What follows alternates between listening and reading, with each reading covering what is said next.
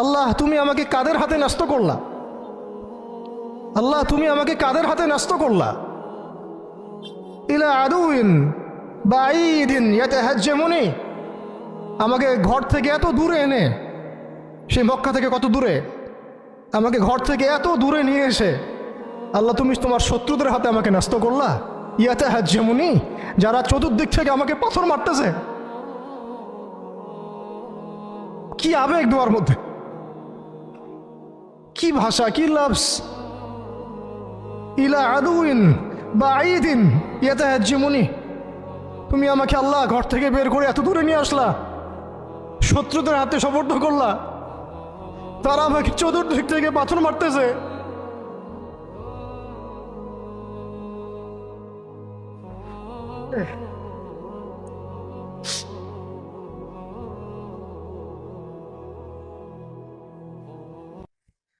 আম্মি লা করিবিন মাল্লাকতাহু আমরি, পরে নবীজি বলছেন আম্মি লা করিব, নাকি আমাকে কাছের মানুষদের হাতে নিয়ে আসছো আল্লাহ।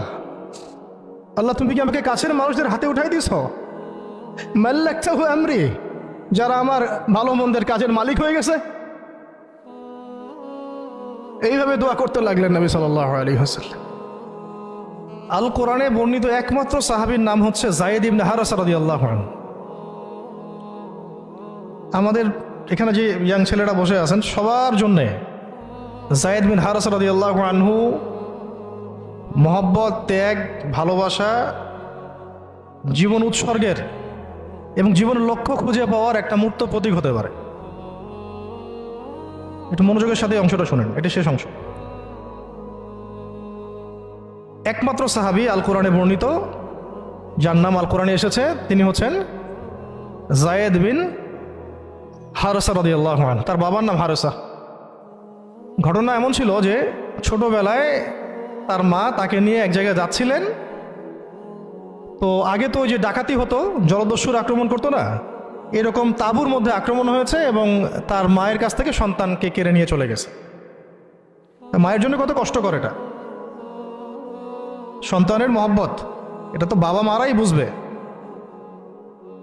সন্তানের প্রতি মহব্বত কাকে বলে, সন্তানকে ছেড়ে থাকার কষ্ট, এটা যারা বাবা মা হয়েছেন তারাই তো বুঝবে।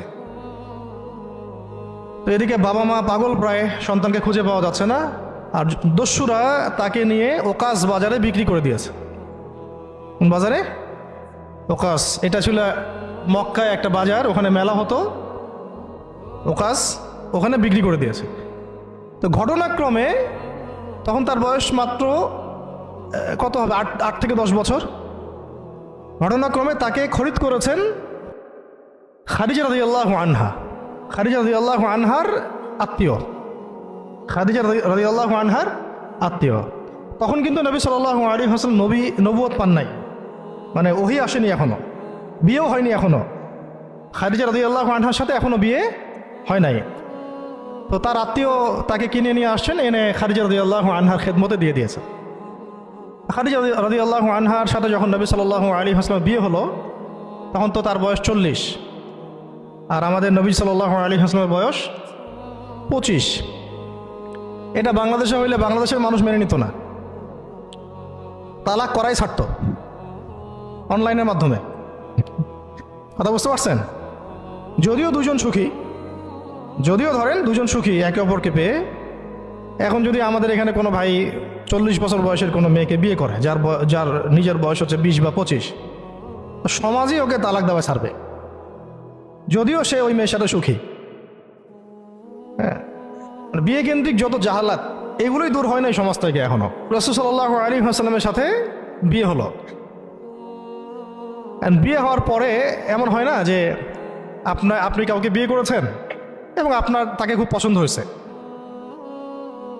দুজন দুজনকে বেশ সন্তুষ্ট আর কি। তেমন আপনি চান না তাকে কিছু হাদিয়া দিতে, হাদিয়া তোফা দিতে মন চাবে না? হাদিয়া দিয়ে কি আবার কেউ ফেরত নেয়? তো হাদিয়া তোফা দিতে তো মন চাবে। খাদিজা রাদিয়াল্লাহু আনহা হাদিয়া দিচ্ছেন নবী সাল্লাল্লাহু আলাইহি ওয়াসাল্লামকে যে হে মুহাম্মদ, আমার খুব প্রিয় একজন দাস আছে, আমার খুব প্রিয় একজন দাস আছে এবং তার চেহারা দেখেই আমি বুঝতে পারি যে সে খুব বুদ্ধিমান এবং সে খুব সৎ। চেহারা দেখলে বোঝা যায় না মানুষের?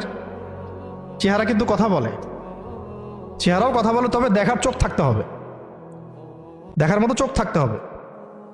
গুনাহের চোখ দিয়ে তো কারো চেহারা পড়ার সুযোগই নাই। যেমন আনাস রাদিয়াল্লাহু আনহু, তার জন্য নবী সাল্লাল্লাহু আলাইহি ওয়াসাল্লাম দোয়া করে দিয়েছিলেন না? তার মা দেখেই চিনে ফেলছেন যে হ্যাঁ উনি শেষ নবী, এই চেহারা কোনো মিথ্যাবাদী চেহারা না।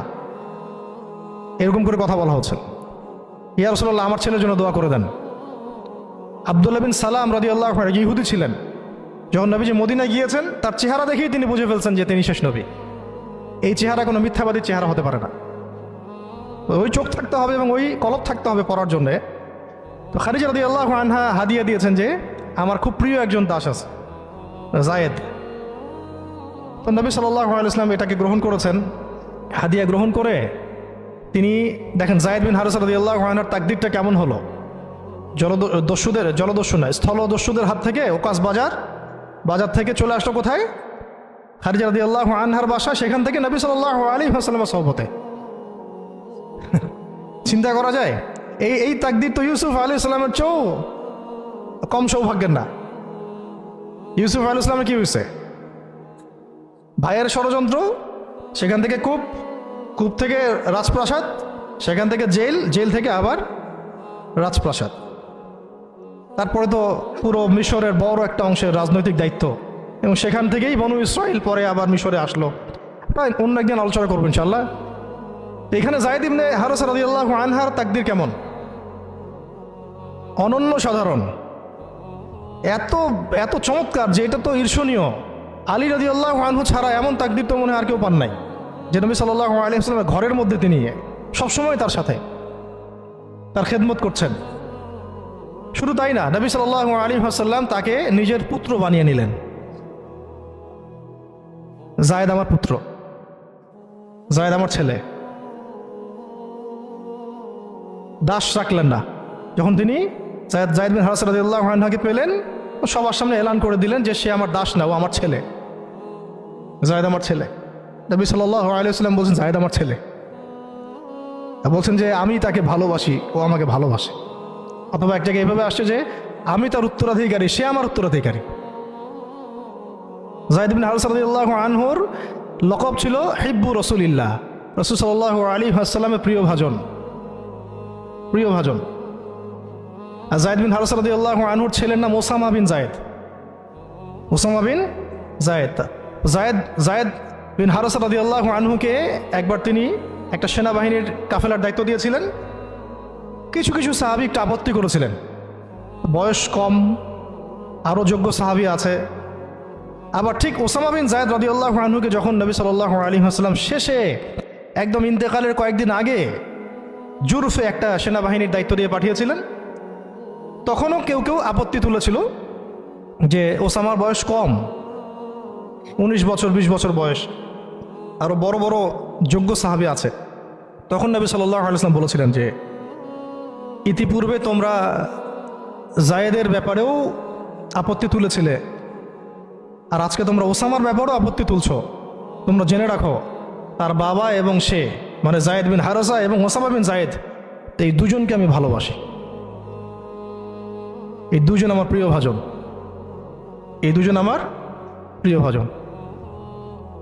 তো জায়েদ ইবনে হারিসা রাদিয়াল্লাহু আনহু এখানে বড় হতে লাগলেন। এক পর্যায়ে তো ওহী আসলো, ইসলাম কবুল করলেন। ইসলাম কবুল করার আগে একটা ঘটনা ছিল, ওইটা ভুলে গেছিলাম, দেরি হচ্ছে কি? আচ্ছা, ইসলাম কবুল করার আগে একবার তার বাবা মা তার খোঁজ পেয়েছিলেন। হজ করতে আসছেন কিছু মানুষ মক্কায়, তখন হজমরা ছিল বিকৃত, এসে দেখছে যে এই তো জায়েদ। তো ফিরে গিয়ে তার বাবাকে খবর দিছে, জায়েদকে দেখলাম মক্কায়। তো তার বাবা আসছেন হারিসা, ঠিক আছে, এসে চিনতে পারছেন আমার ছেলে। তো মুহাম্মদ সাল্লাল্লাহু আলাইহি ওয়াসাল্লামকে বলেছেন যে আমার ছেলেকে আমি কিছু মুক্তিপণের বিনিময়ে নিয়ে যেতে চাই। তো নবী সাল্লাল্লাহু আলাইহি ওয়াসাল্লাম বলেছেন ঠিক আছে, মুক্তিপণ লাগবে না, আমি আপনাদেরকে আরও সহজ একটা অপশন দিচ্ছি। আপনার ছেলেকে ডাকি, সে যদি আপনাদের সাথে যেতে চায় তাহলে কোনো টাকা পয়সা লাগবে না, এমনি নিয়ে যাবেন। যদি যেতে না চায় তাহলে আমার কিছু করার নেই। তখন তার বাবার সামনে তার ছেলেকে আনা হলো, বলা হলো যে ওনাদেরকে চিনতে পারো? হ্যাঁ, উনি আমার বাবা হারসা, উনি আমার চাচা, উনি আমার মামা, এভাবে বলছেন। তো তার বাবা বলছেন যে আমার সাথে চলো বাসায়। সরাসরি বাবাকে বলে দিলেন যে আমি আপনার সাথে যেতে পারবো না, আমি মুহাম্মদ সাল্লাল্লাহু আলাইহি ওয়াসাল্লামের সাথে থাকতে চাই। তো বাবা বলছে এ কেমন কথা, নিজের বাবার সাথে যাবা না, নিজের বাবার পরিবারে যাবা না, বাবার ঘরে যাবা না, উনি তো তোমার আপন কেউ না। যায়েদ ইবনে হারসা রাদিয়াল্লাহু আনহু বলছেন যে আমি তার মধ্যে এমন কিছু দেখেছি যে আপনারা কেউ দেখতে পারবেন না। এটা সম্পর্ক, মহব্বত, এগুলোকে সম্পর্ক বলে, মহব্বত বলে। অথচ কেউ কাউকে চিনে না, মানে কেউ কারোর সাথে কারো রক্তের সম্পর্ক নাই। আর নবী সাল্লাল্লাহু আলাইহি ওয়াসাল্লাম তাকে বললেন তখন যে যায়েদকে আমি মুক্ত করে দিয়েছি। যায়েদ আমার দাস না, যায়েদ আমার ছেলে, যায়েদ আমার ছেলে, আমি তার উত্তরাধিকারী, সে আমার উত্তরাধিকারী, আমি তাকে ভালোবাসি। তার উপাধি হয়ে গেল হিব্বু রসুলিল্লাহ, রসুলের প্রিয় ভাজন। সবাই তাকে এই নামে ডাকা শুরু করলো, রসুলের প্রিয় ভাজন, রাসূল তাকে ভালোবাসে, রাসূল তাকে ভালোবাসে, রাসূল তাকে ভালোবাসে। আর আমি বলছি রাসূল কে? সাল্লাল্লাহু আলাইহি সাল্লাম, যাকে আল্লাহ ভালোবাসেন। রাসূলকে যাকে আল্লাহ ভালোবাসেন। তো এখন যখন নবুয়ত প্রাপ্ত হলেন, তখন আপনারা তো সবাই জানেন যে প্রথম 13 বছর মক্কায় কাটানো হয়েছে। এই প্রথম 13 বছরে যে কি পরিমাণ নির্যাতন সহ্য করতে হয়েছে, এটা ভাষায় প্রকাশ করার কোনো কিতাব পাওয়া যাবে না। আর এটা লেখার মতো কোনো কলম নাই, কোনো হাত নাই। ওইগুলো নিয়ে আমরা ইনশাল্লাহ পরে কথা বলবো। আজকে শুধু একটা দুইটা জায়গা বলতেছি। একটা সফর ছিল তায়েফের সফর। কিসের সফর? এই যে হুট করে শুনলেন তায়েফের সফর। তায়েফের সফরের আগে 10 বছর আছে। এই 10 বছরে এত নির্মম নির্যাতন সহ্য করতে হয়েছে, যেটা তায়েফ পর্যন্ত যেতে রাসূল সাল্লাল্লাহু আলাইহি ওয়াসাল্লামকে বাধ্য করেছে। মক্কার অবস্থা কোন ঠাসা, মানে অত্যাচার হতে হতে হতে হতে এমন একটা অবস্থা, সাহাবীদেরকে চোখের সামনে শহীদ করা হচ্ছে। বেলাল রাদিয়াল্লাহু আনহুকে এইভাবে নির্যাতন করা হচ্ছে। সুমাইয়া রাদিয়াল্লাহু আনহাকে মেরে ফেলা হলো, শহীদ করা হলো। গরিব সাহাবীদেরকে নির্যাতনের স্টিম রোলার চালায় দেওয়া হচ্ছে। এক পর্যায়ে বাধ্য হয়ে অনেক সাহাবী আবিসিনিয়াতে চলে গেলেন, ইথিওপিয়ায়। আবার 3 বছর নবী সাল্লাল্লাহু আলাইহি ওয়াসাল্লাম এবং বনু হাশিমকে বয়কট করা হলো, মনে আছে? একদম বয়কট করা হলো 3 বছর। গাছের ছাল পাতা খেয়ে সাহাবীরা থাকা শুরু করলেন। চতুর্দিক থেকে রাস্তা বন্ধ, সামাজিক নির্যাতন, রাজনৈতিক নির্যাতন, গালিগালাজ, আপনজনদের মানে গীবত, তহমত, একেবারে পাথর নিক্ষিপ্ত চলতেছেই চতুর্দিক থেকে। আবু লাহাব, আবু জেহেল, আবু সুফিয়ান সবাই উঠে পড়ে লাগছে, পুরো সমাজ বিরুদ্ধে চলে গেছে। এরকম হালত বোঝার জন্যও ওইরকম সিচুয়েশন ফেস করা দরকার। এটা পড়ি আমরা তো এগুলো পড়ি, এগুলো তো আমরা বুঝি না, উপলব্ধি করতে পারি না, কারণ আমরা এই ফেজগুলো দিয়ে যাই নাই। যারা টুকটাক গিয়েছেন তারা কিছুটা আঁচ করতে পারেন। এরকম একটা অবস্থায় যখন চতুর্দিক থেকে রাস্তাটা বন্ধ মনে হচ্ছে, তখন নবী সাল্লাল্লাহু আলাইহি ওয়াসাল্লাম তায়েফে গিয়েছিলেন, তায়েফের 3টা বড় বড় গোত্রকে দাওয়াত দিতে। উদ্দেশ্য হচ্ছে তায়েফবাসী যদি ইসলাম কবুল করত, তাহলে মক্কার এই কুরাইশদের বিরুদ্ধে একটা বড় সাপোর্ট পাওয়া যেত। ঠিক আছে, এটা কিন্তু একটা হিজরত, এটাও কিন্তু একটা হিজরত। এর আগে একটা হিজরত হয়েছে আবিসিনিয়াতে, তায়েফেও। এটাতে ওই সাফল্যটা আসে নাই, তায়েফবাসী ইসলাম কবুল করে নাই। পরবর্তীতে আল্লাহ পাক মদিনাবাসীকে কবুল করেছেন। ওগুলো আমরা পরে আস্তে আস্তে আলোচনা আনবো ইনশাআল্লাহ। আজকে শুধু এতটুকু বলছি তায়েফের কথাটা। এইখানে সময়টা চিন্তা করবেন, এই সময়টা ছিল জুন জুলাই মাস, জুন বা জুলাই মাসের মতো অবস্থা। মানে মানে কাঠ ফাটা রোদ বলতে আমরা যা বুঝি, প্রচণ্ড রোদ, প্রচণ্ড গরম, মরুভূমির উত্তপ্ত একটা অবস্থা। এই অবস্থায় মক্কা থেকে তায়েফের ডিস্টেন্স হচ্ছে প্রায় 100 কিলোমিটার, প্রায় 100 কিলোমিটার।